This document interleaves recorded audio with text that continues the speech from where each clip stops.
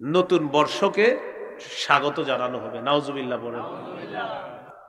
12টার পরে আকাশে আপনি আর কোনো অন্ধকার দেখবেন না, শুধু আলো আর আলো লম্বা সময় পর্যন্ত, মনে হয় যে কিয়ামত লেগে গেছে। মুরব্বী যদি ঘরে থাকে লাফ দিয়ে ওঠে, কি হলো? বাচ্চা ঘরে থাকলে লাফ দিয়ে ওঠে, ঘটনা কি হলো? একসাথে তারা স্লোগান দিয়ে বলে, মুছে যাক গ্লানি, গুছে যাক ঝরা, অগ্নি স্নানে সূচি হোক ধরা। নাউজুবিল্লাহ 3 বার পড়েন। আবার পড়েন, আবার পড়েন।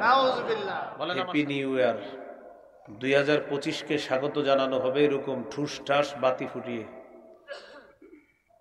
বক্সে জোরে আওয়াজ দিয়ে গান বাজানো হবে।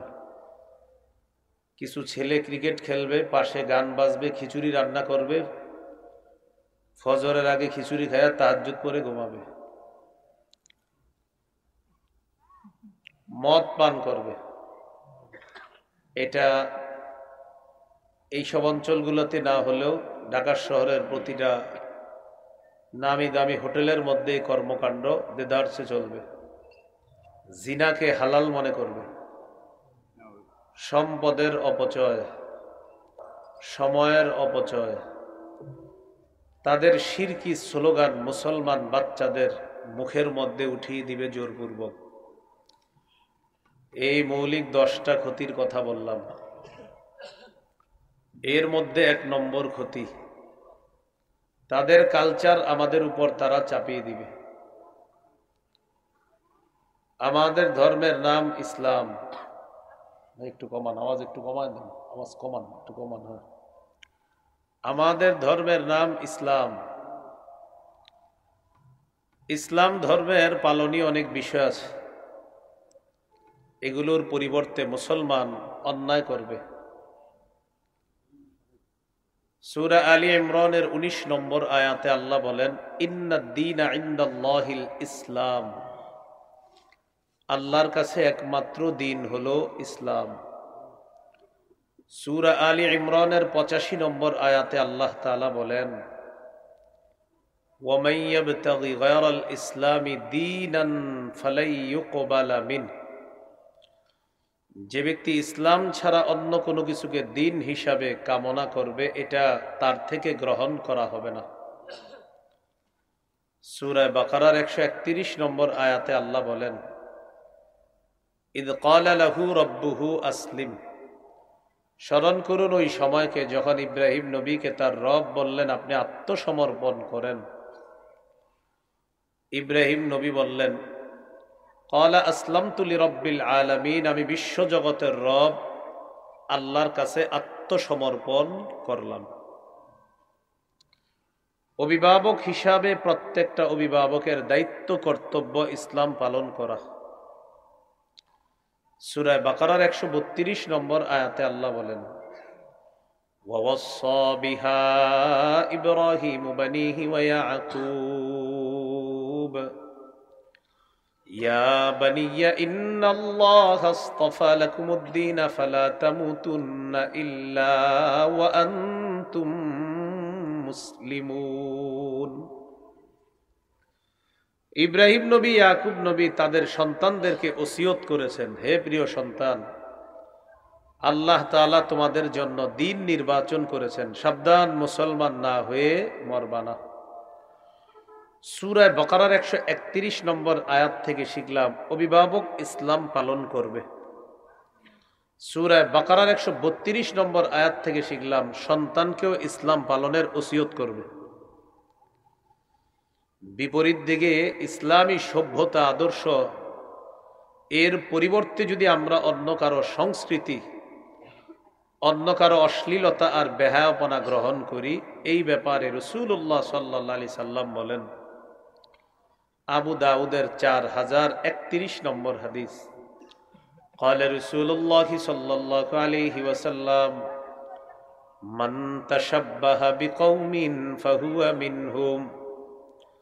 রাসূলুল্লাহ সাল্লাল্লাহু আলাইহি সাল্লাম বলেন, যে ব্যক্তি কোন সম্প্রদায়ের সাথে সাদৃশ্যতা অবলম্বন করে সে তাদেরই অন্তর্ভুক্ত হয়ে গেল। বলি নাউজুবিল্লাহ। তাহলে এই গেল 1 নাম্বার ক্ষতি, তাদের কালচার গ্রহণ করলে সমস্যা হবে, আর এই কালচার তারা আমাদের উপর চাপায়া দিতে চায়। 2 নাম্বার, মুসলিম তরুণী নারীদের শরীরে তারা ৮-৬০ খাটো ছোট পাতলা পোশাক উঠিয়ে দেয়। এটা আমাদের দেশের মুসলমান মেয়েদের তাদের এমন একটা অবস্থা এখন তারা পৌঁছেছে যে তারাও এই নোংরামি পোশাকগুলা গায়ে দেয়। ইসলামে পোশাকের অনেক গুরুত্ব আছে ভাই। সূরা আরাফের ২৬ নম্বর আয়াতে আল্লাহ বলেন, ইয়া বানি আদম ক্বাদ আনজালনা আলাইকুম লিবাসান ইউয়ারি সাওআতিকুম ওয়া রিশা ওয়া লিবাসুত তাকওয়া যালিকা খায়র। হে আদম সন্তান, আমি তোমাদেরকে পোশাক দিলাম, যেই পোশাক তোমাদের সতর ঢেকে রাখবে। তোমাদের সৌন্দর্যতার জন্য তোমাদেরকে পোশাক দিলাম, তাকওয়ার পোশাক, সর্বোত্তম পোশাক। সুবহানাল্লাহ। এখন একটু বুঝেন ইসলামে পোশাকের কতটা গুরুত্ব। আল্লাহ বলেন তোমাদেরকে পোশাক দিলাম সতর ঢাকার জন্য, আর সাজসজ্জার জন্য তোমাদেরকে পোশাক দিলাম। তিরমিজির হাদিস, 1999 নম্বর হাদিস, 1999। قال رسول الله صلى الله عليه وسلم لا يدخل الجنة من كان في قلبه مثقال ذرة من كبر। রাসূলুল্লাহ সাল্লাল্লাহু আলাইহি সাল্লাম বলেন, যার অন্তরে সামান্য অনুপরিমাণ অহংকার আছে সে জান্নাতে যাবে না। নাউজুবিল্লাহ। একজন প্রশ্ন করলেন, ইন্নার রাজুলা ইউহিব্বু আন ইয়াকুনা সাওবুহু হাসানান ওয়া না'লুহু হাসানা। ইয়া রাসূলুল্লাহ, অনেক মানুষ আছে তারা চায় তার পোশাকটা যেন উত্তম হয়, তার জুতাটা যেন উত্তম হয়। অনেকে চায় তার জামাটা যেন উত্তম হয়, অনেকে চায় তার জুতাটা যেন উত্তম হয়। হুজুর, এটাও কি অহংকার? তো রাসূলুল্লাহ সাল্লাল্লাহু আলাইহি সাল্লাম জবাব দিলেন, এটা অহংকার না। ইন্নাল্লাহা জামিলুন ইউহিব্বুল জামাল। নিশ্চয় আল্লাহ সুন্দর, সৌন্দর্যতাকে আল্লাহ ভালোবাসেন। আল্লাহ সুন্দর, সৌন্দর্যতাকে আল্লাহ ভালোবাসেন। হাদিস থেকে পোশাকের গুরুত্ব বুঝলাম, পরিপাটি হয়ে থাকার গুরুত্ব বুঝলাম, একটু ভালোভাবে চলার গুরুত্ব বুঝলাম। হাদিসের শেষে রাসূল সাল্লাল্লাহু আলাইহি সাল্লাম বলেন, আল কিবরু বাতরুল হাক্কি ওয়া গামতুন নাস। অহংকার হলো সত্যকে অস্বীকার করা, মানুষকে ছোট করে দেখা, এটা হলো অহংকার। তাহলে উত্তম কাপড় পরিধান করা, একটু লন্ড্রি করে ইস্ত্রি করে কাপড় পরা, এটা যদি অহংকারের নিয়ত না হয় এটা অহংকার হবে না, বরং আল্লাহ সুন্দর, এই সৌন্দর্যতা আল্লাহ পছন্দ করেন। এবার আমরা গুরুত্বপূর্ণ একটা অংশ শুনব। আমার সাথে একটু বলেন। পোশাক 3 প্রকার, ওয়াজিব, মুস্তাহাব, হারাম। বলেন তো 1 নম্বর ওয়াজিব পোশাক হলো যতটুকু পোশাক দিয়ে সতর ঢেকে রাখতে হবে এতটুকু পোশাক আবশ্যক। সতর তো রাখতেই হবে, এতটুকু পোশাক আবশ্যক। আবু দাউদের হাদিস, 4017 নম্বর হাদিস। হাদিসের বর্ণনাকারী বাহজ ইবনে হাকিম তার নাম। তিনি হাদিসটি বর্ণনা করেছেন তার পিতার থেকে, আর তার পিতা হাদিসটি বর্ণনা করেছেন তার দাদার থেকে। عن بهز بن حكيم عن أبيه عن جده قال أتيت رسول الله صلى الله عليه وسلم فقلت يا رسول الله عوراتنا ما نأتي منها وما نذر। আমি নবীর কাছে গেলাম, গিয়ে বললাম, হুজুর কতটুকু সতর ঢেকে রাখবো আর কতটুকু প্রকাশ করতে পারবো? فقال رسول الله صلى الله عليه وسلم احفظ عورتك إلا من زوجتك। তুমি তোমার স্ত্রী ছাড়া আর সবার সামনে তোমার লজ্জাস্থান ঢেকে রাখতে হবে, তোমার সতর ঢেকে রাখতে হবে। সাহাবী প্রশ্ন করলেন, ইযা কানাল কওমু বা'দুহুম আলা বা'দিন, হুজুর যখন কয়েকজন একসাথে থাকে তখনও কি কেউ কারো সতরের দিকে তাকাতে পারবে না? ম্যাচে আপনারা 3-4 বন্ধু একসাথে থাকেন, হোস্টেলে 3-4 জন মেয়ে মহিলা হোস্টেলে একসাথে থাকে, তো তাদের সতরের কি মাসালা? নবীজি বললেন, ইনিস্তাতা'তা আন লা ইয়ারায়ান্নাহা আহাদুন ফালা ইয়ারায়ান্নাহা। যথাসম্ভব কোন পুরুষ অপর পুরুষের সতরের দিকে দেখবে না, কোন নারী অপর কোন নারীর সতরের দিকে দেখবে না। এবার প্রশ্ন করলেন, ইযা কানার রাজুলু খালিয়ান, ইয়া রাসূলুল্লাহ, কেউ যদি ঘরের মধ্যে একা থাকে, কোন মানুষ যদি না থাকে, তখনও কি তার সতর ঢাকা লাগবে? ঘরে একা আছেন, দরজা বন্ধ, কেউ নাই ঘরে, তখন নবীজি বললেন, আল্লাহু আহাক্কু আইয়ুস্তাহিয়া মিনহু মিনান নাস। ঘরে তখন কেউ না থাকলেও আল্লাহ আছে, মানুষের চাইতে আল্লাহকে তুমি বেশি লজ্জা পেতে হবে, তাই তখন তোমার গুরুত্ব সহকারে সতর ঢেকে রাখতে হবে। ওই যুবক ভাইরা বুঝতেছেন? হ্যাঁ, প্যান্ট পরে থাকা যাবে না, যে আমি দরজা লাগাইলাম হাফ প্যান্ট পরে থাকবো না। আপনি যখন ঘরে আছেন মাথা রাখবেন যে ঘরে কেউ নাই, আমার রব আছে। মানুষের চেয়ে আল্লাহকে বেশি লজ্জা পেতে হবে, তখন আপনি সতর আরো গুরুত্ব সহকারে ডাকতে হবে যে না, এখন যদিও কেউ নাই, আল্লাহ তো আছে। তাহলে মনে থাকবে তো ইনশাআল্লাহ। এই হলো ওয়াজিব পোশাক। 2 নাম্বার মুস্তাহাব। মুস্তাহাব মনে করেন আপনারা এখানে মাহফিলে আসছেন, অনেকে মাশাআল্লাহ পাঞ্জাবি পায়জামা, অনেকে সুন্দর চাদর পরে আসছেন, সুইটার পরে আসছেন, এটা মুস্তাহাব। উত্তম পোশাক পরে আসছেন, এটা হলো মুস্তাহাব। আবু দাউদের হাদিস 4063 নম্বর হাদিস। হাদিসের বর্ণনাকারীর নাম আবুল আহওয়াস, তিনি বর্ণনা করেছেন তার পিতা থেকে। তার পিতা বলেন, আন আবিল আহওয়াস আন আবিহি قال اتيت النبي صلى الله عليه وسلم في ثوب دون। আবুল আহওয়াসের পিতা বলেন, আমি নবীজির কাছে নিম্নমানের একটা পোশাক পরে গেলাম, একটা নরমাল পোশাক পরে নবীজির কাছে গেলাম। তো নবীজি আমাকে বললেন, আলাকা মালুন, আচ্ছা তোমার কি সম্পদ আছে? সাহাবী বললেন, জি হুজুর, আমার তো সম্পদ আছে। নবীজি বললেন, মিন আইয়িল মাল, কোন ধরনের সম্পদ? সাহাবী জবাব দিলেন, মিনাল ইবিলি ওয়াল গানামি ওয়াল খাইলি ওয়ার রাকিক। قد آتاني الله من الإبل والغنم والخيل والرقيق।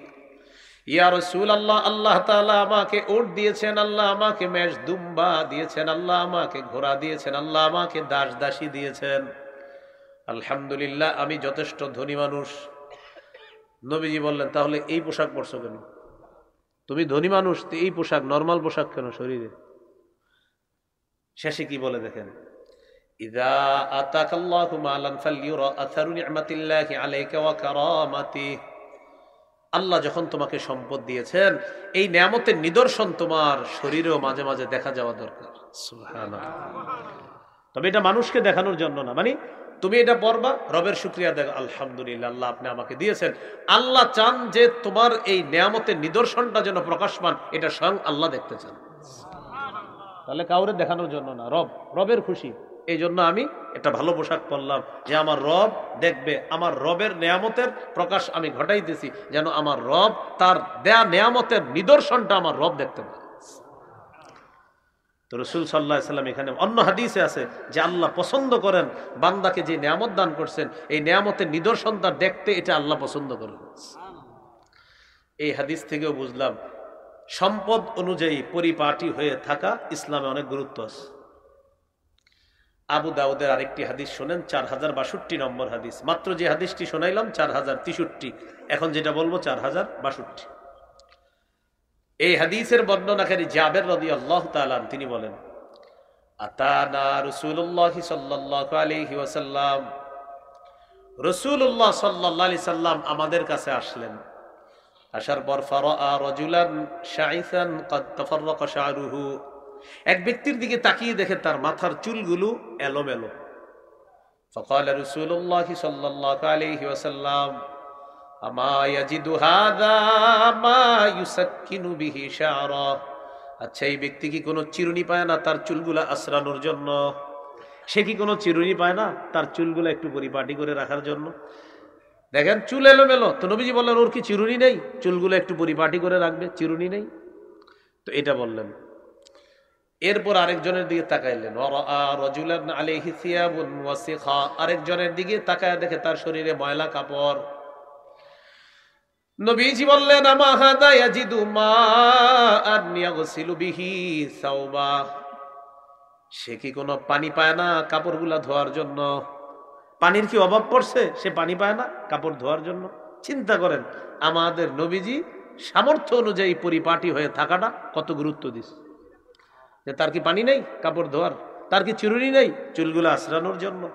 তাহলে এখান থেকে বোঝা যায় সামর্থ্য অনুযায়ী আপনি একটু ভালো মানের পোশাক, ঢিলে ঢালা পোশাক পরা, এটা নবীজিও গুরুত্ব দিতেছেন।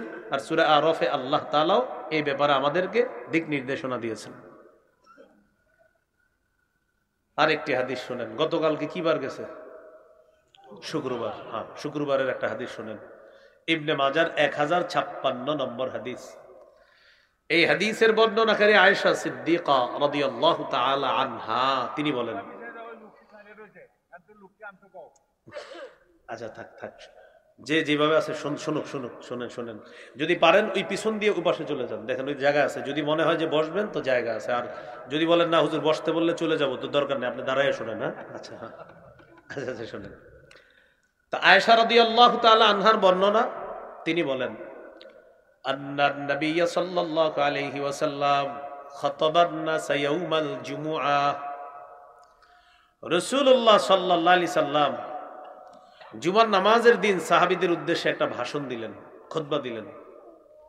তো ভাষণের সময় তাকায় দেখে কিছু সাহাবীদের গায়ের মধ্যে কাজের পোশাক, মানে যেই পোশাক পরে কাজ করে ওই কাজের পোশাক। যেমন অনেকে আপনারা মাশাআল্লাহ শ্রমিকের কাজ করে, অনেকে আপনারা বড় বড় কাজ করেন, তো আমাদের এই গ্রামগঞ্জের মানুষ অনেকে কৃষি কাজ করে, তো এরকম কাজের পোশাক পরে জুমার নামাজে চলে গেছে। তো নবীজি খুতবার সময় দেখে কয়েকজনের গায়ে কাজের পোশাক, ফারাআ আলাইহিম সিয়াবান নিমার, কয়েকজনের গায়ে দেখে কাজের পোশাক। নবীজি বললেন আমা আলা আহাদিকুম ইন ওয়াজাদা সাআতান আইয়াত্তাখিযা সাওবাইনি লিজুমুআতিন সিওয়া সাওবাই মাহনাতিহি, তোমাদের মধ্যে যাদের সামর্থ্য আছে তারা যেন জুমার নামাজের জন্য আলাদা 2 জোড়া কাপড় কিনে রাখে, সংগ্রহ করে রাখে। কাজের পোশাকগুলা খুলে তারা যেন ওই 2 জোড়া কাপড় পরে তারপর জুমার নামাজে আসে। যাদের সামর্থ্য আছে তাদের উচিত আলাদা 2 জোড়া কাপড় সংগ্রহে রাখা, যেটা পরে সে জুমার নামাজে আসবে। এই হাদিস থেকে বোঝা যায় জুমার নামাজ, ঈদের নামাজ, আপনার ধর্মীয় আরো বড় বড় অনুষ্ঠানগুলো আছে, এগুলাতে আমরা একটু পরিপাটি হয়ে অন্য পোশাক পরে যাওয়া, এটা আমাদের জন্য উত্তম। কিন্তু আমরা নামাজে একদম নিম্নমানের পোশাক পরে গেলেও বিয়ের অনুষ্ঠানে কিন্তু আমরা সর্বোচ্চ দামি পোশাকটা পরে যাই, ঠিক না? আল্লাহ আমাদেরকে কথাগুলা বোঝার তৌফিক দান করেন। তাহলে আজকে থেকে আমরা ইনশাল্লাহ আল্লাহর যত কাজ করব আমরা একটু পরিপাটি হয়ে সুন্দরভাবে রবের কাজটা, রবের সামনে দাঁড়াবো, তো একটু পরিপাটি হয়ে দাঁড়ানোর চেষ্টা করবো ইনশাআল্লাহ। পোশাক কয় প্রকার? 1 নাম্বার ওয়াজিব, 2 নাম্বার গেল মুস্তাহাব, 3 নাম্বার হারাম। এটা গুরুত্ব দেন। আমি মূলত এই হারামটা বর্ণনা করার জন্যই হিস্ট্রিটা টানলাম পোশাকের, এই হারাম পোশাক বর্ণনা করার জন্য। আর এটাই 31শে ডিসেম্বর রমরমা অবস্থা হয়ে দাঁড়াবে। হারাম পোশাক মৌলিকভাবে 6 ধরনের, মনে রাখেন।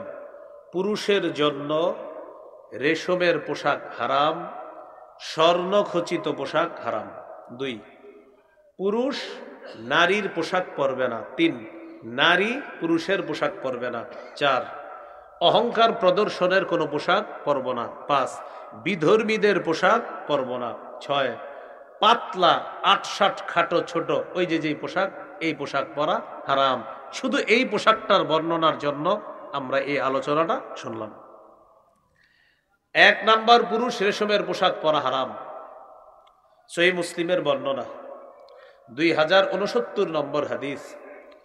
قال رسول الله صلى الله عليه وسلم লা তালবাসুল হারিরা ফাইন্নাহু মান লাবিসাহু ফিদ দুনিয়া লাম ইয়ালবাসহু ফিল আখিরাহ। রাসূলুল্লাহ সাল্লাল্লাহু আলাইহি সাল্লাম বলেন, তোমরা রেশমের পোশাক পরবা না। যে ব্যক্তি দুনিয়াতে রেশমের পোশাক পরবে সে আখিরাতে রেশমের পোশাক পরতে পারবে না। এখান থেকে বোঝা যায়, বলেন আমার সাথে, মুসলিম পুরুষের জন্য, বলেন দুনিয়াতে রেশম হারাম, জান্নাতে হালাল। সুবহানাল্লাহ। মুসলিম পুরুষের জন্য দুনিয়াতে রেশম হারাম, জান্নাতে হালাল। তো আমরা হালালটা হালাল হিসাবে রেখে দেই, দুনিয়াতে এটা আমরা হারাম হিসাবে ধরতে চাই না। সহিহ বুখারীর বর্ণনা 5837 নম্বর হাদিস। এই হাদিসের বর্ণনাকারী হুযায়ফা রাদিয়াল্লাহু তাআলা আনহু তিনি বলেন, নাহানা নবী সাল্লাল্লাহু আলাইহি ওয়াসাল্লাম আন নাশরাবা ফি আনিয়াতিদ যাহাবি ওয়াল ফিদ্দাতি ওয়া আন নাকুলা ফিহা ওয়া আন লুবসিল হারিরি ওয়াদ দিবাজ ওয়া আন নাজলিসা আলাইহি। নবীজি আমাদেরকে নিষেধ করেছেন স্বর্ণ রূপার পাত্রে পানাহার করতে নিষেধ করেছেন, পাতলা মোটা রেশম পরতে নিষেধ করেছেন। পাতলাটাও পরতে পারবো না, মোটাটাও পরতে পারবো না। ওয়া আন্নাজিলিসা আলাইহি, রেশমের উপর বসতেও নিষেধ করেছেন। অনেকের বাসায় আপনারা বেড়াইতে যান, এই সোফার মধ্যে, আল্লাহ জানে আমার কই বসাইছে, তো সোফার মধ্যে অনেক সময় আপনার রেশম থাকে সোফায়, সোফার পিছনে এটাতে আসেনি দেখেছি ছোট্ট একটা বালিশ থাকে, অনেক বালিশে কারুকার্য থাকে রেশমের সুতা দিয়ে। আপনি খুব সতর্ক থাকবেন, যদি আপনি পুরুষ হন এই রেশমের সুতার যে কারুকার্য থাকবে ওইটা আপনি হেলান দিবেন না। ওটা আপনি আপনার স্ত্রীকে বসতে দিবেন, আপনার মেয়েকে ওই সোফায় বসতে দিবেন। আপনি কোথাও মেয়েকে নিয়ে বেড়াইতে গেলেন, স্ত্রীকে নিয়ে বেড়াইতে গেলেন, নারীদেরকে ওই রেশম খচিত কোনো বালিশ বা কিছু থাকলে ওটাতে নারীদেরকে বসতে দিবেন, আপনি বসবেন না। হ্যাঁ, আপনি যদি আর এটা ছাড়া না পান, এরকম আমার মতো একটা চাদর নিয়ে যাইবেন, পরে এটা বিছায় বসবেন, অথবা একটা তোয়ালে চেয়ে নিবেন বাসা থেকে বা একটা গামছা, ওটা বিছাবেন, তারপর বসবেন। কেন? আমার নবী বলছে এটা পরাও নিষেধ, এটার উপরে বসাও নিষেধ, তাই আমরা পুরুষরা পরবো না, বসবো না। মনে থাকবেন ইনশাআল্লাহ। সহিহ বুখারীর বর্ণনা 5633 নম্বর হাদিস। এই হাদিসের বর্ণনাকারী হুযায়ফা রাদিয়াল্লাহু তাআলা তিনি বলেন, রাসূলুল্লাহ সাল্লাল্লাহু আলাইহি সাল্লাম বলেছেন, পুরুষরা তোমরা স্বর্ণ রূপার পাত্রে পানাহার করবা না আর রেশম পরবা না। শেষে নবীজি একটা বাক্য বলেছেন, এই বাক্যটা আমার এত পছন্দ, জানেন না, মাঝে মাঝে একা একাও বলি। নবীজি বলেন, ফাইন্নাহা লাহুম ওয়া লাকুম ফিল আখিরাহ। একটু বলেন না, বলেন ফাইন্নাহা লাহুম ওয়া লাকুম ফিল আখিরাহ। এটার অনুবাদ হলো, বিধর্মী পুরুষের জন্য দুনিয়াতে রেশম, তোমরা মুসলিম পুরুষের জন্য আখিরাতে রেশম। ফাইন্নাহা লাহুম, বিধর্মীদের জন্য দুনিয়াতে, ওয়ালাকুম ফিল আখিরাহ, ও আমার পুরুষ উম্মতরা তোমাদের জন্য আখিরাত। কত মায়া করে নবীজি বলেন, হ্যাঁ, ফাইন্নাহা লাহুম, আমার উম্মত এটা তোমাদের না, এটা বিধর্মী পুরুষরা দুনিয়াতে পড়তে পারে। ওয়ালাকুম ফিল আখিরাহ, তুমি তো মুসলিম পুরুষ, তোমার জন্য আখিরাত। আল্লাহ আমাদের সকলকে রেশমের ব্যাপারটা গুরুত্ব সহকারে অনুধাবন করে এটা থেকে সতর্কতা অবলম্বন করার তৌফিক দান করেন। আপনারা ঈদের সময় অনেক যুবকরা সিল্কের পাঞ্জাবি কিনেন, সিল্কের, এই সিল্কের পাঞ্জাবিটা সতর্কতার সাথে কিনবেন। দেখবেন এটার মধ্যে কৌশলে যেন বিজাতীয়রা রেশমের সুতা ঢুকায় না দেয়। আপনার যদিও গুনাহ হবে না, না জানা পর্যন্ত, কিন্তু আপনার অজান্তে একটা হারাম অংশ আপনার শরীরে সে ঢুকিয়ে দিয়েছে, যেটা আপনি জানেন না। এই জন্য খুব সতর্কতা অবলম্বন করতে হবে। এই জন্য আমাদের পরামর্শ হলো, এমন পোশাক পরবেন না যেটাতে সন্দেহ আছে। এমন পোশাক পরেন, আপনি টরে কাপড় কিনেন, ভালো ভালো পাঞ্জাবির ইদানিং সুতি কত ভালো ভালো কাপড় আছে আপনার, এই কাপড়গুলো আপনি পরেন। 600-800 টাকা গজেরও ভালো ভালো পাঞ্জাবির কাপড় আছে, এইগুলা পরেন। তো যুবক যারা আছেন, স্কুল কলেজ ইউনিভার্সিটির ছাত্র ভাই যারা, আপনারাও আমি আশা করব পাঞ্জাবির কাপড়টাও ইমাম সাহেবের সাথে পরামর্শ করে কিনবেন, যে হুজুর আমার শরীরে যেন কোনো হারাম কাপড় না উঠে, একটু বলেন কোন ধরনের কাপড় কিনবো। কারণ মুসলমান বলতে আমি সব ক্ষেত্রে সতর্ক থাকতে হবে। আল্লাহ আমাদেরকে কথাগুলা মনে রাখার তৌফিক দান করেন। তাহলে এইগুলো 1 নাম্বার, পুরুষের জন্য রেশমের পোশাক। 2 নাম্বার, পুরুষ নারীর পোশাক পরবে না। 3 নাম্বার, নারী পুরুষের পোশাক পরবে না। লাআনা রাসূলুল্লাহ সাল্লাল্লাহু আলাইহি ওয়াসাল্লাম আর-রাজুলা ইয়ালবাসু লিবসাতাল মারআ ওয়াল মারআতা তালবাসু লিবসাতার রাজুল। রাসূলুল্লাহ সাল্লাল্লাহু আলাইহি সাল্লাম ওই পুরুষকে অভিশাপ দিয়েছেন যেই পুরুষ নারীর পোশাক পরে, আর ওই নারীকে অভিশাপ দিয়েছেন যেই নারী পুরুষের পোশাক পরে। নাউজুবিল্লাহ। গায়ে হলুদ নামে একটা অনুষ্ঠান হয়, শুনছেন কখনো? হয়তো আমিও জানি। এক কালারের পাঞ্জাবি পরে বন্ধুরা 10 জন 12 জন 20 জন এক কালারের পাঞ্জাবি পরে। তো দেখবেন পিছন থেকে লম্বা একটা ওড়নাও পরে আছে অনেকে, একদম পা পর্যন্ত। পিছন দিয়া বলবেন আসসালামু আলাইকুম, খাদিজা আপা কি অবস্থা? আপনি তো জানেন আসলে হ্যাঁ খাদিজা আপা না, হ্যাঁ হলো আপনাকে উত্তরপাড়ার আব্দুর রহিম বা কেউ একজন। আপনার রাখো ভাই কি বললি তুই? না আমি ওই ওড়না দেখছি তো আপনার, এই জন্য চিন্তা করলাম, লজ্জা শরম থাকলে আর পড়বে না। আপনারা আছেন মাঠে? কারণ আপনাদের অনেকেও পড়েন, এই জন্য চুপচাপ আছেন, পড়েন না। নারীর পোশাক আপনি পরবেন না, পুরুষের পোশাক পরবে না।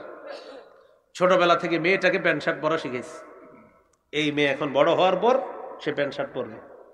বাবা কিছু বলতে গেলে বলে আমার মন মতো আমি চলবো, তোমরা কিছু বলবা আমি ঘর থেকে বের হয়ে যাব, হুমকি দেয় রীতিমতো। তা আপনি বাবা কেন আপনি ওই পোশাকে তাকে অভ্যস্ত করলেন? সূরা তাহরিমের 6 নম্বর আয়াতটা অভিভাবক শ্রেণী ভালো করে শুনেন। আল্লাহ তাআলা বলেন, ইয়া আইয়ুহাল্লাযীনা আমানু কু আনফুসাকুম ওয়া আহলিকুম নারাও ওয়াকুদুহান নাস ওয়াল হিজারা। হে ঈমানদারগণ, নিজেদেরকে এবং পরিবারকে আগুন থেকে বাঁচাও, যে আগুনের জ্বালানি মানুষ এবং পাথর। যে আগুনের জ্বালানি মানুষ এবং পাথর। কু আনফুসাকুম ওয়া আহলিকুম, protect yourself and your families nara against a fire. Fire মানে কি? হ্যাঁ ফায়ার, ফায়ার, আগুন থেকে বাঁচাও। তুমি বাঁচো, পরিবারকে বাঁচাও। এই আয়াতের ব্যাখ্যায় সাহাবায়ে কেরাম বলেছেন, আল্লিমু আওলাদাকুম, ছোটবেলা থেকে সন্তানদেরকে শিষ্টাচার শিক্ষা দাও, ভদ্রতা শিক্ষা দাও। এই আয়াতের ব্যাখ্যায় সাহাবায়ে কেরাম বলেছেন, শৈশব থেকে বাচ্চাকে ভদ্রতা শিক্ষা দাও, শিষ্টাচার শিক্ষা দাও। এখানে যতগুলা যুবক ভাই আছেন বা পুরুষরা আছেন, আর মাইকের আওয়াজে যে আমার মা বোনরা শুনতেছেন, আমি আপনাদের প্রতি আবদার রাখবো, আপনি নিয়ত করে ফেলেন, আমি একটা মুসলমান পুরুষ, আমার স্ত্রী একজন মুসলিম নারী, আমার যদি কন্যা সন্তান হয়, আমার এই কন্যা সন্তানটাকে আমি মুসলমান নারীর পোশাকে তাকে বড় করব। এতে কে কি বলে না বলে আমার দেখার দরকার নাই। আমার কন্যা সন্তানকে আমি শৈশব থেকে ইসলামী পোশাকে বড় করবো ইনশাআল্লাহ। কি বলেন, হিম্মত করা যায় না? তাহলে আমরা শখ করতে গিয়ে বিজাতীয় কোনো পোশাক আমার ছোট্ট বাচ্চাটার গায়েও আমি উঠিয়ে দিব না। আল্লাহ আমাদেরকে কথাগুলা মনে রাখার তৌফিক দান করে। এইগুলো আপনার পুরুষ নারীর পোশাক পরা নিষেধ, নারী পুরুষের পোশাক পরা নিষেধ। আরেক হাদিসে আছে, লাআনা রাসূলুল্লাহ সাল্লাল্লাহু আলাইহি ওয়াসাল্লাম আল মুতাশাব্বিহিনা মিনার রিজালি বিন নিসা ওয়াল মুতাশাব্বিহাতি মিনান নিসাই বির রিজাল। যেই নারীরা পুরুষের রূপ ধারণ করে আর যে পুরুষরা নারীর রূপ ধারণ করে, তাদের উপর আল্লাহ রাসূলের অভিশাপ। আর একটা বর্ণনা এইভাবে, লাআনা রাসূলুল্লাহ সাল্লাল্লাহু আলাইহি ওয়াসাল্লাম আল মুখান্নাসিনা মিনার রিজাল ওয়াল মুতারাজ্জিলাতি মিনান নিসা। অনুবাদটা সবাই মনে রাখি, বলেন আমার সাথে, পুরুষ বেশি, নারীকে, নারী বেশি, পুরুষকে নবীজি অভিশাপ করেছেন। অনেক ছেলেদেরকে ইদানিং কালে দেখবেন কান ছিদ্র করে কানের দুল পরে, কান ছিদ্র করে কি পরে? কানের দুল পরে। তারে পায়ে ধরে বলবেন, ভাই এটা করো না, নবী তোমারে অভিশাপ দিচ্ছে, তুমি এটা কি করতেছো? রাসূল তোমার উপরে অভিশাপ দিতেছে, এটা খুলে ফেলো। এটা মুসলমান ছেলেরা পড়তে পারে না, এটা তুমি খোলো। আল্লাহ তাআলা আমাদেরকে কথাগুলা মনে রেখে আমাদের জীবনটা ইসলামী আদর্শ সভ্যতা মোতাবেক যেন গঠন করতে পারি, আল্লাহ তৌফিক দান করেন। 4 নাম্বার, অহংকারের পোশাক। قال رسول الله صلى الله عليه وسلم মান লাবিসা সাওবা শুহরাতিন আলবাসাহুল্লাহু ইয়াউমাল কিয়ামাতি সাওবা মাদাল্লাহ। নবীজি বলেন, কেউ যদি দুনিয়াতে খ্যাতির পোশাক পরিধান করে, প্রসিদ্ধির পোশাক পরিধান করে, প্রসিদ্ধির পোশাক, কিয়ামতের ময়দানে আল্লাহ তাআলা তাকে লাঞ্ছনার পোশাক পরিধান করাবেন। নাউজুবিল্লাহ। দুনিয়াতে কেউ যদি খ্যাতি প্রসিদ্ধি অর্জনের পোশাক পরে, আল্লাহ তাআলা তাকে কিয়ামতের ময়দানে লাঞ্ছনার পোশাক পরিয়ে দিবেন। আল্লাহ এই পোশাক থেকে আমাদেরকে হেফাজত করেন। 5 নাম্বার, বিধর্মীদের পোশাক নিষেধ। আব্দুল্লাহ ইবনে আমর ইবনুল আস রাদিয়াল্লাহু তাআলা আনহু বলেন, রাআ রাসূলুল্লাহ সাল্লাল্লাহু আলাইহি ওয়াসাল্লাম আলাইয়া সাওবাইনি মুআসফারাইন। রাসূলুল্লাহ সাল্লাল্লাহু আলাইহি ওয়াসাল্লাম আমার শরীরে 2 জোড়া রঙিন পোশাক দেখছে, এমন কালার, যে কালারগুলো আল্লাহ নবীর পছন্দ না। আমার শরীরে 2টি পোশাক দেখছে রঙিন, যে পোশাকগুলা কালারগুলা সুন্দর না। নবীজি আমাকে বললেন, এগুলো কি পরছো তুমি? হাদিহি মিন থিয়াবিল কুফফার, এগুলা কাফেরদের পোশাক। ফালা তালবাসহা, আর কখনো পরিধান করবা না, এই পোশাক তুমি খোলো। এই হাদিস থেকে স্পষ্ট কাফেরদের পোশাক পরা যাবে না। ইদানিং কালে কিছু ছেলে দেখবেন প্যান্ট পরে, বড় লোকের ধনী কুটিপতির সন্তান, এখানে ছেঁড়া, এখানে ছেঁড়া, এখানে ছেঁড়া প্যান্ট তার এইভাবে ছেঁড়া আছে। এখন এই যে বাইতুন নূর জামে মসজিদ ও গ্রামবাসীর যারা মাহফিলের আয়োজনটা করছেন, আপনারা যদি এরকম কোনো কুটিপতির ছেলেরে দেখেন এই জায়গায় প্যান্ট ছেঁড়া, এখানে এখানে এখানে, তাকে বলবেন যে তোমার আব্বার টাকা পয়সার কি সমস্যা আছে কোনো? যদি থাকে বলো, আমরা এই যে মাহফিল করছি যেরকম, তোমার জন্য আমরা চান্দা উঠাইয়া একটা প্যান্ট কেনার ব্যবস্থা করে দিই আমরা। না, আপনি এই প্যান্ট পরছেন কেন? আগে আমরা ছেঁড়া প্যান্ট শার্ট দেখলে কি মনে করতাম? এই তো, হ্যাঁ, এটাই শুনতে চাইছি আপনাদের, কি মনে করতাম? ফকির। তাহলে ছেঁড়া প্যান্ট শার্ট দেখলে ভাবতাম ফকির। আপনি কেন পড়ছেন? অতএব আপনারে আমরা চান্দা উঠাইয়া প্যান্ট কিনে দিব। কারণ তো আপনি হয়তো শুধু সবকিছুর অভাব নাই, আপনার প্যান্ট কেনার অভাব আছে। তো আমাদের এলাকার তো এই দায়িত্ব নিতেই হবে আমাদের। মানে একটা ছেলে আমাদের এলাকার বেচারা প্যান্ট কিনতে পারতেছে না, প্যান্ট কিনে দিতে হবে না আপনাকে। এই ঠিক মানে কি? এই ঠিক মানে হলো লজ্জা থাকলে আর পড়বে না, লজ্জা থাকলে পড়বে না। আমাদের দেশে এমনও যুবক পাবেন, ভারতের স্টার সুপার স্টার যারা, তারা যদি সালা পরে, কালকে ওরা সালাও পরবে। কেন বলবে? এটা ফ্যাশন। আমাদের মাথা মাইন্ড সেট আপ করে ফেলছে এইভাবে। বিশ্বাস করেন, কেউ যদি খালি সালা পরে, কালকে সালা পরবে। এমন যুবক পাবেন যারা সালা পরে, বলবেন, আরে ভাই তুমি সালা পরছো কেন? This is fashion. এটা ফ্যাশন, এটা বুঝবেন না আপনি, এটাই ফ্যাশন। এখন এই যে ছেঁড়া প্যান্ট পরতেছে, কিছু বলবেন? বল না, এটা তো ফ্যাশন, এটা ছেঁড়া না, এটা ফ্যাশন, আপনাকে বলবো। এখন আপনি বলেন, এটা কি মুসলমান বাচ্চাদের পোশাক? এটা মুসলমান সন্তানের পোশাক? এটা বিধর্মীদের পোশাক। এই পোশাক, এটা থেকে বাঁচতে হবে। এটা হলো 5 নাম্বার। 6 নাম্বার, পাতলা পোশাক। জমরা ইবনে সালাবা নবীর একজন সাহাবী, তিনি নবীজির কাছে আসছে। আলাইহি হুল্লাতান মিল হুলালিল ইয়ামান, ইয়ামানির 2 জোড়া কাপড় তার শরীরে ছিল। পোশাক 2টা নবীজির পছন্দ না হওয়াতে তাকে বললেন, ও জমরা, আতারা সাওবাইনি হাযাইন মুদখিলিকাল জান্নাহ, তুমি কি মনে করো তোমার এই 2 পোশাক তোমাকে জান্নাতে নিবে? সাহাবী বুঝতে পারলেন নবীর পোশাক 2টা পছন্দ হয় নাই। সাহাবী রাসূল সাল্লাল্লাহু আলাইহি সাল্লামকে বললেন,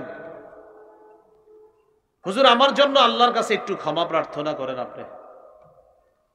লা আকুদু হাত্তা আনজিআহুমা আন্নি, এই 2 পোশাক না খুলে আমি বসবো না, হুজুর আপনি একটু ক্ষমা চান। নবীজি বললেন, আল্লাহুম্মা গফিরলি জমরা, আল্লাহ জমরাকে আপনি মাফ করে দেন। এই দোয়া রাসূল করে দিলেন। সাহাবী কি প্রতিজ্ঞা করলেন, হুজুর এই 2 পোশাক না খুলে আমি জমিনে বসবো না। তিনি পোশাক খুলেছেন, অন্য পোশাক পরেছেন, এরপর তিনি বসেছেন। সহিহ মুসলিমের বর্ণনা 2198 নম্বর হাদিস। এই হাদিসের মধ্যে আছে, قال رسول الله صلى الله عليه وسلم صنفان من اهل النار لم ارهما, নবীজি বলেন 2 শ্রেণীর জাহান্নামী যাদেরকে আমি দেখি নাই। 1 নম্বর, কওমুন মাআহুম সিয়াতুন কাযাবিল বাকারি ইয়াদরিবুনা বিহান নাস। এক নম্বর এমন একদল মানুষ যাদের কাছে গরুর লেজের মতো চাবুক থাকবে, লাঠি থাকবে, এই লাঠি দিয়ে মানুষের উপর জুলুম নির্যাতন করবে, তারা জাহান্নামী। দুই নম্বর অনিসাউন কাসিয়াতুন আরিয়াত মাইলাতুম মুমিলাত। দুই নম্বর এমন নারী, যে নারীরা পোশাক পরার পরেও উলঙ্গ, যেই নারীরা পোশাক পরার পরেও উলঙ্গ। এটা আবার কেমন পোশাক? মাইলাতুন মুমিলাত, যেই পোশাকে সে অন্যের প্রতি আকৃষ্ট হয় আর অন্যকে সে নিজের প্রতি আকৃষ্ট করে। রুউসুহুন্না কাসনিমাতিল বুখতিল মাইলা, এই নারীদের মাথার চুলগুলা ওটের হেলে পড়া কুজের মতো। লা ইয়াদখুলনাল জান্নাতা ওয়ালা ইয়াজিদনা রিহাহা, নবীজি বলেন এই নারীরা জান্নাতে প্রবেশ করবে না, জান্নাতের ঘ্রাণও তারা পাবে না। নাউজুবিল্লাহ। এই হলো জাহান্নামী নারী।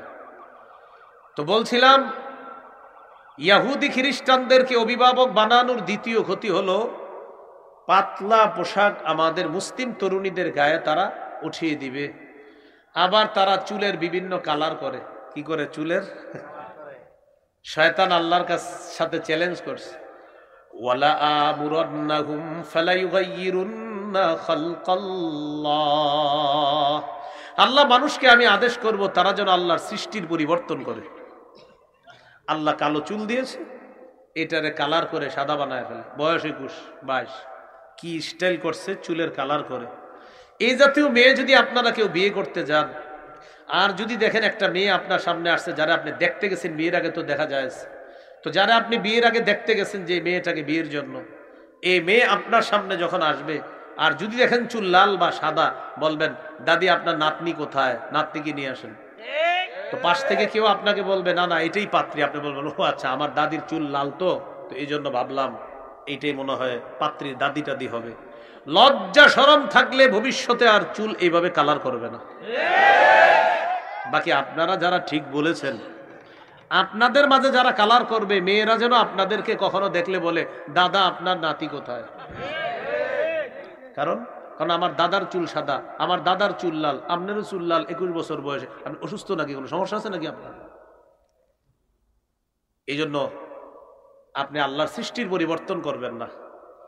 তাহলে গেল 2 নাম্বার। 3 নাম্বার টেটু আঁকা, টেটু, উল্কি আঁকা, উল্কি। সহিহ বুখারীর বর্ণনা 5940 নম্বর হাদিস।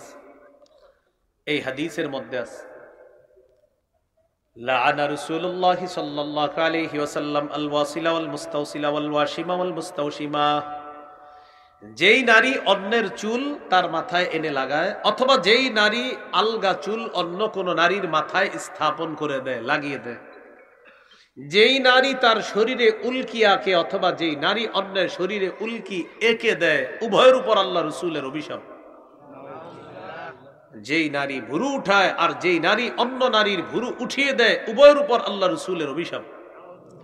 ভুরু উঠানো এটাকে বলে ভুরু ফ্লাক, এই জাতীয় কিছু একটা বলে ভুরু ফ্লাক। বিউটি পার্লার নামে একটা জগৎ আছে, এখানে এই কাজগুলা করা হয়, ভুরু উঠানো হয়।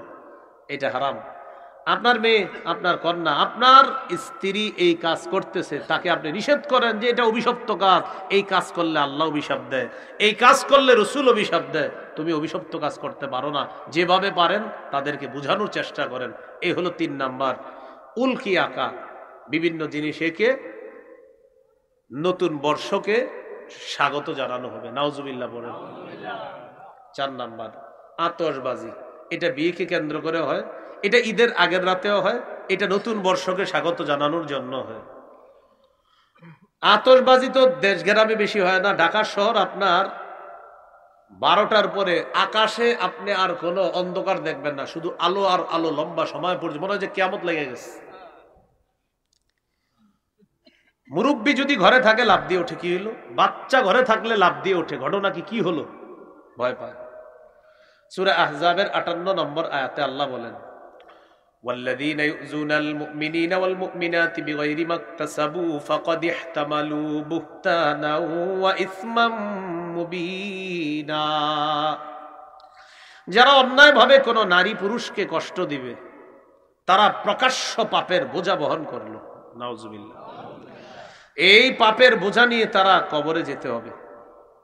এই হলো 4 নাম্বার। আতশবাজি করেন না, বিয়েকে কেন্দ্র করেও না, ঈদের আগের রাতেও না, কোন অনুষ্ঠানকে কেন্দ্র করেও না, নতুন বছরকে স্বাগত জানানোর জন্য না।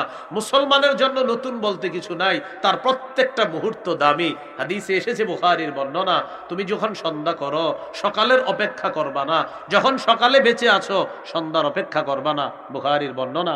আব্দুল্লাহ ইবনে ওমর রাদিয়াল্লাহু তাআলা আনহুর এইভাবে কাঁধের মধ্যে নবীজি হাত রেখে বলে, ও ইবনে ওমর, এমন ভাবে থাকো যেন তুমি একজন মুসাফির।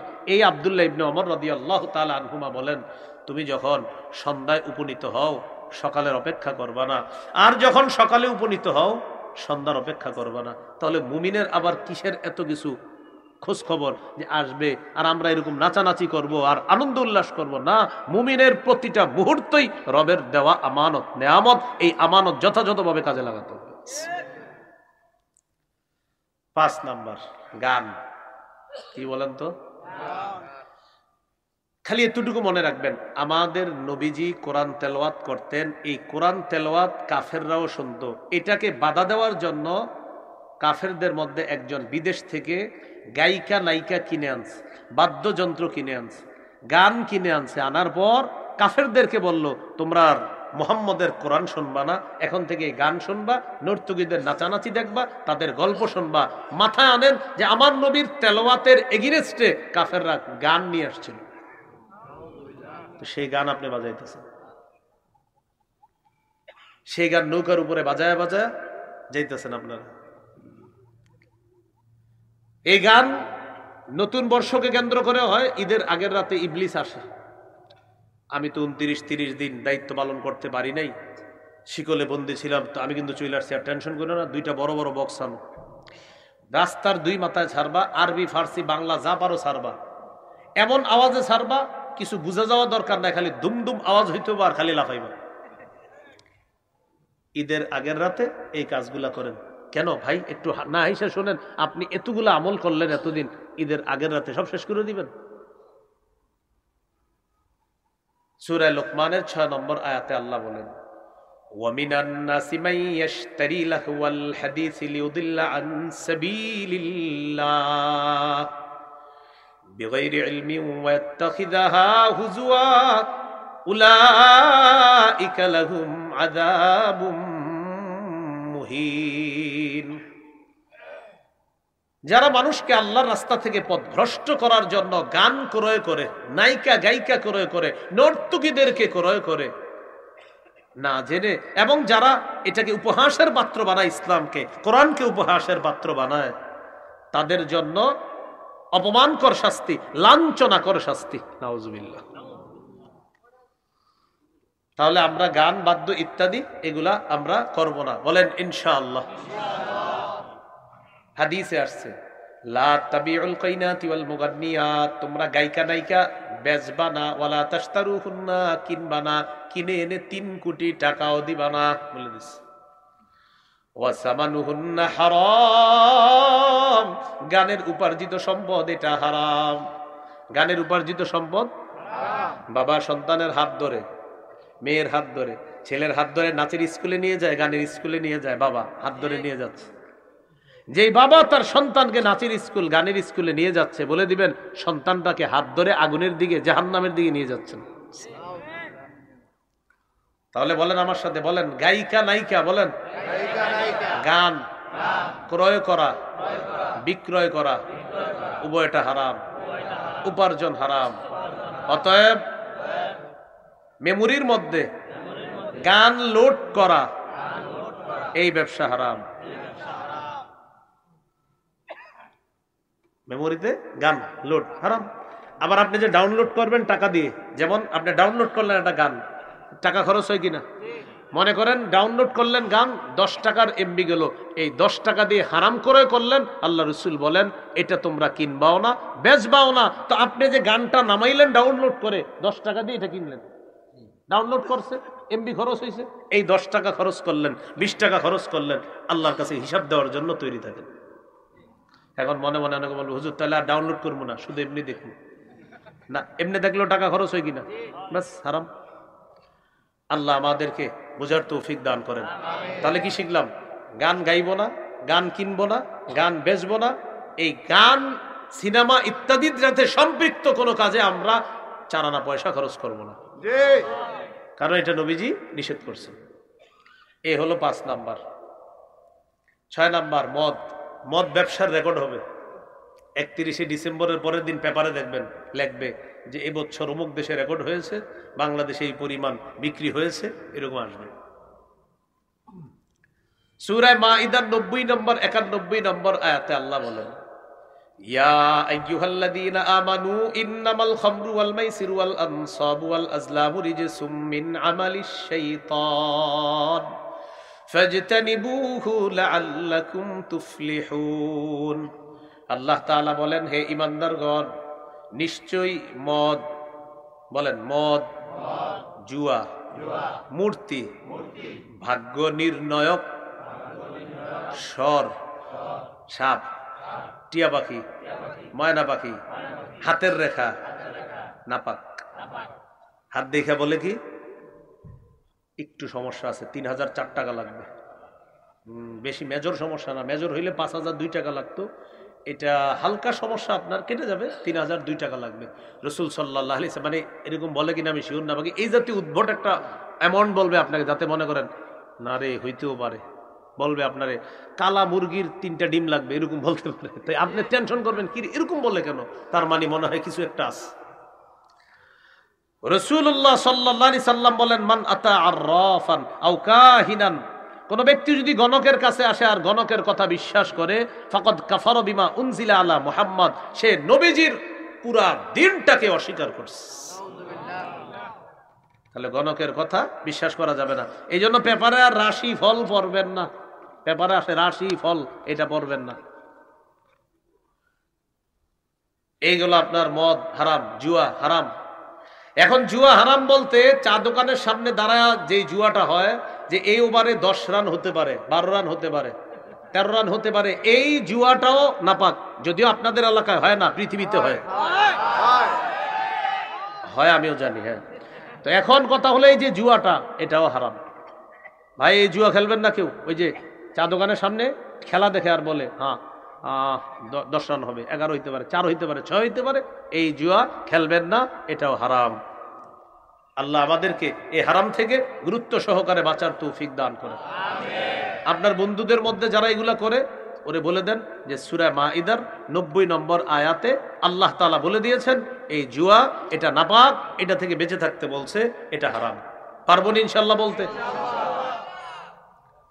তো মদ, আমরা আলোচনা চলতেছে মদের, মদও হারাম, জুয়াও হারাম, মূর্তি হারাম, ভাগ্য গণনা ইত্যাদি এই বিষয়গুলা, এগুলো হারাম। ইবনে মাজার হাদিস 4020 নম্বর হাদিস, قال رسول الله صلى الله عليه وسلم لا يشربن ناس من امتي الخمر يسمونها بغير اسمها।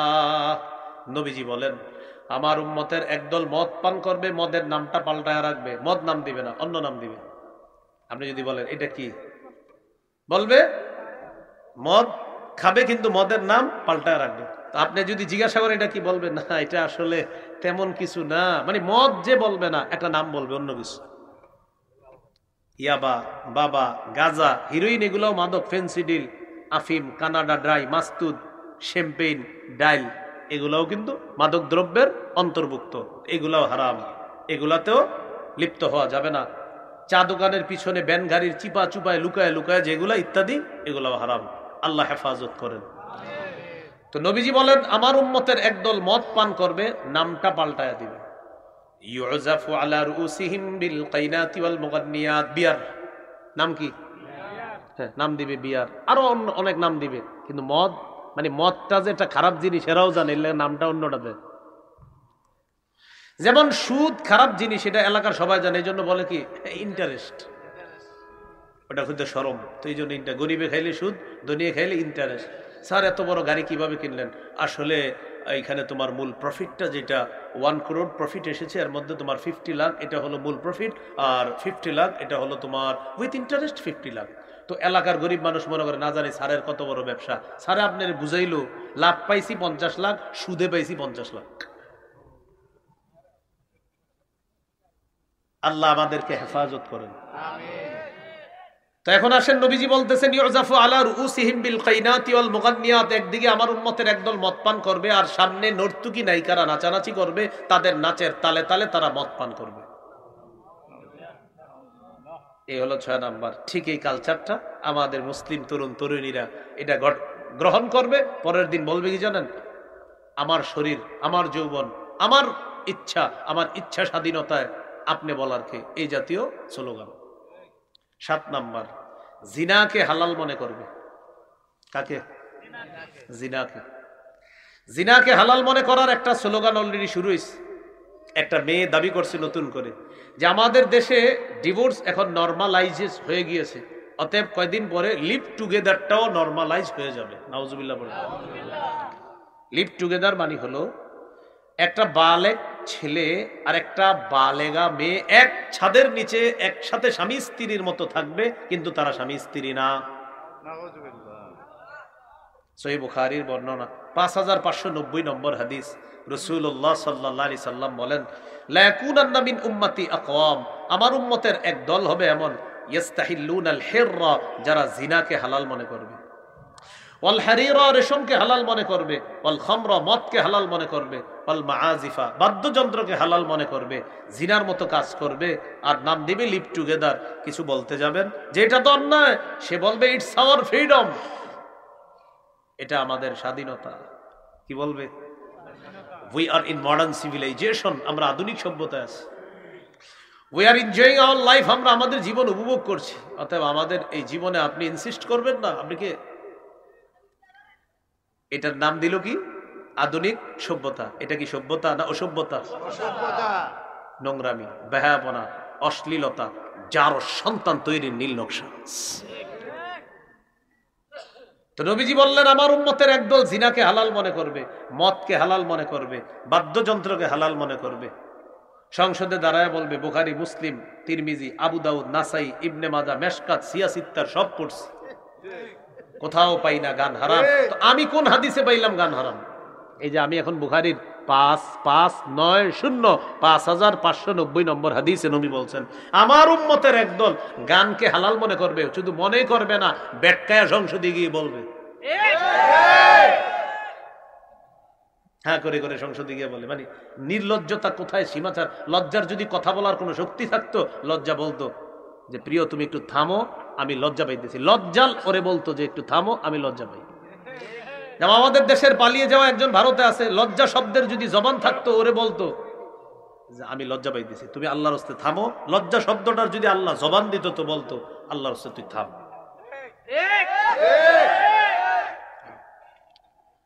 তাহলে জিনা, রেশমের পোশাক, মদ, আর হলো আপনার বাদ্যযন্ত্র, আমার উম্মতের একদল এগুলো হালাল মনে করবে। এখন আপনি বলেন করবে না? অলরেডি করতেছে মানুষ। 8 নাম্বার, সম্পদের অপচয়, প্রচুর পরিমাণ সম্পদ নষ্ট করবে। সূরা আরাফের 31 নম্বর আয়াতে আল্লাহ তাআলা বলেন লা তুসরিফু ইন্নাহু লা ইউহিব্বুল মুসরিফিন। এর মধ্যে আবার 7 নম্বরটা একটু শুনেন, জিনা। মেয়েরে কোচিং সেন্টারে পুরো বছর মা নিয়ে গেছে, কখনো বাবা নিয়ে গেছে, কখনো ভাই নিয়ে গেছে। বছরে একদিন মেয়েরে ছেড়ে দেয়, থাক একটা দিন একটু আনন্দ করুক, ছেড়ে দেয়। কি ঘটনা ঘটে? মা বাবার কোনো খোঁজও নাই। তিরমিজির হাদিস 2165 নম্বর হাদিস, মন দিয়ে শুনেন। নবীজি বলেন আলা লা ইয়াখলুওয়ান্না রাজুলুন বিইমরাআ ইল্লা কানা সালিসাহুমা শায়তান। শোনো, কোন নারী আর পুরুষ যখন একান্তে কোথাও একসাথে হয়, তাদের তৃতীয় জন থাকে শয়তান। তাহলে 7 নাম্বার গেল জিনা, 8 নাম্বার সম্পদের অপচয়, 9 সময়ের অপচয়। বলেন কিসের অপচয়? জীবনে 5টা জিনিস মূল্যায়ন করবেন। বলেন একসাথে বলি আমরা, জীবন, যৌবন, স্বাস্থ্য, সময়, সচ্ছলতা। এই কথাটা কালাইর কান্দি বলে গিয়েছিলাম।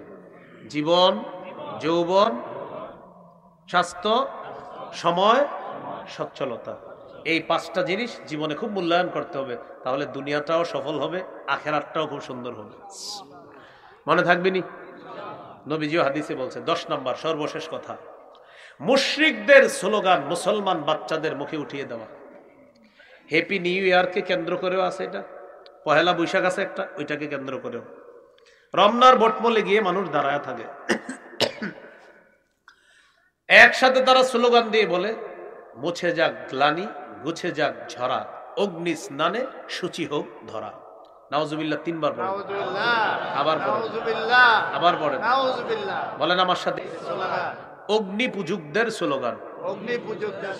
বলেন এই স্লোগান তাদের স্লোগান যারা আগুনের পূজা করে, মুশরিকদের স্লোগান আমরা আমাদের মুখে আনতে পারি না, আমাদের সন্তানের মুখে আনতে দিব না, ইনশাআল্লাহ। মনে থাকবে নি? তাহলে ওই যে এই স্লোগান, শিরকি স্লোগান আপনি তো বুঝতেও পারবেন না। মুছে যাক গ্লানি, কত তো সুন্দর, গুছে যাক ঝরা, অগ্নি স্নানে সূচি হোক ধরা, এগুলো আগুনের পূজা যারা করে ওদের কাজে। তো এই স্লোগান আমাদের মুখে আনা যাবে না। শিরিক, এগুলা শিরকি স্লোগান, আমল নামা কিন্তু নষ্ট হয়ে যাবে। সূরা জুমারের 65 নম্বর আয়াতে নবীজির আল্লাহ বলছেন, লাইনা শারাকতা, নবী আপনি যদি শিরিক করেন, লাহবাতান্না আমালুকা, অবশ্যই অবশ্যই আপনার আমলও বরবাদ হয়ে যাবে। আল্লাহ তাআলা আমাদের সকলকে সূরা মাইদার 51 এবং 57 নম্বর এই 2 আয়াত থেকে যে বিষয়টা শিখলাম, অভিভাবক বানানো যাবে না। ইহুদি খ্রিস্টানদেরকে বানাইলে তারা তাদের অসভ্যতা, নোংরামি আমাদের উপর চাপিয়ে দিবে। কিন্তু আমরা যদিও ওয়াজ নসিহত শুনতেছি, আমরা আদৌ বাস্তবিক অর্থে তাদেরকে এখনো অভিভাবক অবস্থা থেকে আমরা সরাইতে পারি নাই। কেমন যেন খাতা কলমে না হলেও অঘোষিতভাবে তাদেরকে অভিভাবক মানতেছি বারবার। তাই বৃষ্টি থেকে বাঁচার জন্য বারবার আমরা ঝর্ণার নিচে এসে দাঁড়াই, যেন শরীরটা না ভিজে। বৃষ্টি থেকে বাঁচার জন্য ঝর্ণার নিচে দাঁড়াই কেন? কি না ভিজে? কি ঝর্ণায় শরীর ভিজবে না? তুই আমাদের অভিভাবক আল্লাহ। বলেন আমাদের অভিভাবক সূরা বাকারা 257 নম্বর আয়াত 3 পারা 2 নম্বর পৃষ্ঠার শুরুতে আছে, আল্লাহু ওয়ালিয়ুল্লাযীনা আমানু, যারা ঈমানদার তাদের অভিভাবক আল্লাহ। আজকে থেকে মনে প্রাণে আমার রবই আমার অভিভাবক, আমার রবকে অভিভাবক মেনে, ইসলামকে রবের দেওয়া ধর্ম মেনে, মুসলমান হিসাবে আমার রবের মনোনীত ধর্মের সভ্যতা আর আদর্শ কালচার আমরা গ্রহণ করে দুনিয়া থেকে যেন বিদায় নিতে পারি। আল্লাহ তৌফিক দান করেন, আমিন। সুবহানাল্লাহি ওয়া বিহামদিহি, সুবহানাকাল্লাহুম্মা ওয়া বিহামদিক, আশহাদু আল্লা ইলাহা ইল্লা আনতা আস্তাগফিরুকা ওয়া আতুবু ইলাইক। ইজতেমায় যাবেন ইনশাআল্লাহ, উলামায়ে কেরামের তত্ত্বাবধানে যাবেন। তারা মনে হয় চাইতেছিল ইজতেমার ব্যাপারে কোনো আলোচনা। আরিফ বিন হাবিব লিখবেন, লিখে পাশ দিয়ে লিখবেন তাবলিগ আরিফ বিন হাবিব, পুরা লম্বা আলোচনা পাবেন। এটা তো আলাদা এক আলোচনার বিষয়। আবার কোথাও ওয়াজ থাকলে দিয়ে দিবেন, হুজুর দাওয়াত তো তাবলিগ নিয়ে একটা বয়ান করে দেন, তখন আবার ওই ব্যাপারে আমি যেই ব্যাপার ধর্ম ওইটাতেই রাখবেন আমার, হ্যাঁ, বাইরে কিছু দিবেন না। আবার যেটা অন্যদিন হাট মনে করেন দাওয়াত তাবলিগ, একদিনই দিবেন দাওয়াত তাবলিগ পুরাটা, তো তাহলে পুরাটা বুঝবেন, একটু শুনলে বুঝবেন না, কারণ ওখানে লম্বা আলোচনা আছে, তো লম্বা আলোচনার বিষয় আছে। তো যাই হোক, এটুকু মনে রাখবেন, আমরা সবার জন্য দোয়া করব। বুখারী 57 নম্বর হাদিস, প্রত্যেকটা মুসলমানের কল্যাণ কামনা করব আমরা। এই হিসাবে আমাদের বর্তমান পৃথিবীতে যে সমস্যাটা চলছে, আমরা দোয়া করব আল্লাহ যেন দুই দলকে উলামায়ে কেরামের তত্ত্বাবধানে এক হওয়ার তৌফিক দান করেন, আমিন। এক দল তো অলরেডি আলেমদের সাথে আছে মাশাআল্লাহ, আরেক দল যারা বুঝতেছে না ভাইয়ারা, সেই ভাইদেরকে যেন আল্লাহ বুঝদান করে উলামায়ে কেরামদের কাতারে তাদেরকে আল্লাহ নিয়ে আসেন। আমরা দোয়া করব ইনশাআল্লাহ, আমিন। আমি সর্বশেষ আপনাদেরকে বলি, বুঝে আসুক না আসুক, উলামায়ে কেরামের কথাগুলো মেনে নেন, এটার মধ্যেই সফলতা, এটা আপনার সৌভাগ্যের লক্ষণ। আপনার বুঝে আসুক না আসুক। আজকে আমি আপনাদের সামনে বয়ান করলাম, এখানে উলামায়ে কেরাম আছে মঞ্চে, ইমাম সাহেব আছে, আশেপাশের মাদ্রাসা আছে, দাওরা হাদিস মাদ্রাসাও আছে, ঢাকারগাঁও মাদ্রাসার উলামায়ে কেরাম আছে। তারা যদি আমারে বলে যে আপনি যে গতকালকে বয়ান করে গেছেন, এই বয়ানে 4টা ভুল আছে, আমার ভুলটা ধরাই দিতে বলেন, আমি পরের কোনো মাহফিলে এসে বলে দিব, ভাই আমার ভুল হয়েছে, এই জায়গায় ভুল হয়েছে, এই ভুলগুলো আমি শুধরে নিচ্ছি, আপনারা শুধরে নিন। আমার ভুল হবে না কেন? ভুল হতেই পারে। ভুল করা, এরপর আবার ক্ষমা চেয়ে নেওয়া, ভুল স্বীকার করে নেওয়া, এটা হলো সফলতার লক্ষণ। কিন্তু ভুল করে ভুলের উপর অটল থাকা, এটা পথভ্রষ্টতার লক্ষণ। ভুল হতেই পারে, আমি যেই হই না কেন, ভুল হবেই, আমার ভুল হবে। তো এই ভুলটা যখন কেউ ধরিয়ে দেয়, হ্যাঁ ঠিক আছে আমার ভুল হয়ে গেছে, সঠিক হয় না এটা, তা আমি যার সামনে ভুলটা করবো বলে দিল, হ্যাঁ ভাই আমি এটা ভুল করছি, আপনারা শুধরায় নিন। এরকম আমার হয়েছে অনেক। আমার দালকানগরের হজরত শেখুল হাদিস আব্দুল গাফফার সাহেব হাফিজাহুল্লাহ, হযরত আমার এক ভুল ধরাইয়া দিছে, আমি লম্বা স্ট্যাটাস দিয়ে দিছি, হাজার হাজার মানুষ দেখছে, সবাই আমার জন্য দোয়া করছে, আমি ভুল স্বীকার করছি। আমার ছোট ভাই আমার আগে যে বয়ান করছে, তো আমার কত ভুল ধরে, কয়েকদিন পরে পরে ভুল ধরে, তা আমি বলি হ্যাঁ ভাই ঠিক আছে, আমার ভুল, এটা বলতে হবে আমার, তো এটা কোনো সমস্যা না। হযরত আমার চেয়ে আলেমও ভালো, তার রেজাল্টও ভালো আমার চেয়ে, আমার আগে আলোচনা করছে, মাশাআল্লাহ, হায়াতে বরকত দান করেন, রেজাল্ট ভালো, সব ভালো। তা আমার ভুল ধরে প্রায় সময়, এই ওইটা সঠিক হয় নাই, ওইটা সঠিক হয় না, ওইটা সঠিক হয় নাই, খালাস, আমার ভুল হবে না কেন? ভুল হতেই পারে। তো ভুল হওয়া স্বাভাবিক, স্বীকার করা ভালো, সফলতার লক্ষণ, আর ভুলের উপর অটল থাকা পথভ্রষ্টতার লক্ষণ। আল্লাহ আমাদেরকে কথাগুলা বুঝে শুনে, আমি কি বুঝাইতে চেয়েছি আশা করি বুঝতে পারছেন। এখন আপনারা বুঝে শুনে উলামায়ে কেরামের তত্ত্বাবধানে এক হয়ে যান, আল্লাহ তৌফিক দান করেন। আমিন ওয়া আখিরু দাওয়ানা আলহামদুলিল্লাহি রাব্বিল আলামিন।